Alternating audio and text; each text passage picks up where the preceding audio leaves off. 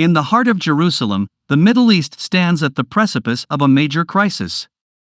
The ticking clock counts down to a critical deadline, where the intricate geopolitical chessboard involving Israel, Gaza, and the broader region hangs in the balance. Hospitals have been given a stark order: evacuate immediately. The Israeli Defense Forces have summoned 300,000 reservists, positioned at the border, ready for deployment. The question on everyone's mind is when the order for a substantial military operation will be given. Despite the looming deadline, it appears that the military offensive may not commence within the next 2 hours. The Israeli army has acknowledged the complexity of the operation, hinting that it might take longer than 24 hours. This time is crucial for meticulous planning, intelligence gathering, and a keen desire to target Hamas leaders. There's an understanding that launching with a significant strike would significantly weaken the opposition, although it's uncertain if the necessary information has been acquired.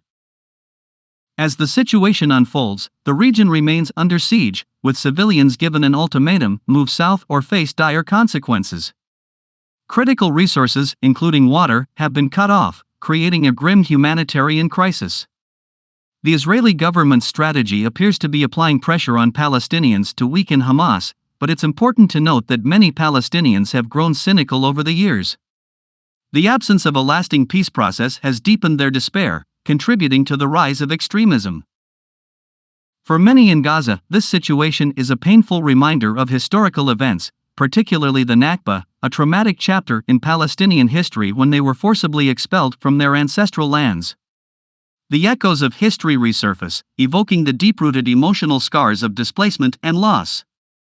The concept of transfer, the expulsion of Palestinians, has been a recurring theme in Zionist thought and adds an additional layer of historical complexity to the current conflict. Furthermore, a tragic incident reminds us of the inherent risks faced by journalists in conflict zones. A Reuters cameraman lost his life on the northern border, underscoring the perilous environment in which journalists operate. Their courage in delivering first-hand accounts is essential, and their sacrifices serve as a stark reminder of the human toll of conflicts in the region. In the midst of this crisis, the Western world finds itself in a precarious position.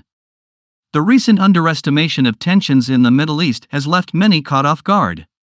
While the Israeli response to Hamas is seen as necessary by some, the evacuation order for 1 million people within a mere 2 hours appears impractical and threatens to place an undue burden on innocent civilians. As the situation unfolds, it's clear that the broader international community, including the United States, must walk a delicate tightrope. Supporting their long-standing ally, Israel, while preventing the conflict from spiraling into a regional conflagration is a daunting task. The risks of a humanitarian catastrophe and potential blowback are considerable. The consequences of this conflict are likely to be felt for generations, shaping the lives and future of those caught in the crossfire.